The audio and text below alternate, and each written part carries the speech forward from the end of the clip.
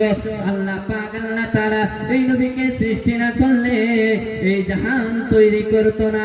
আমি আদম তৈরি হয়েছি নবীর ওসিলায়। কারণ আল্লাহ পাক হাদিসে কুদসির মধ্যে জানাচ্ছেন, কি জানাচ্ছেন?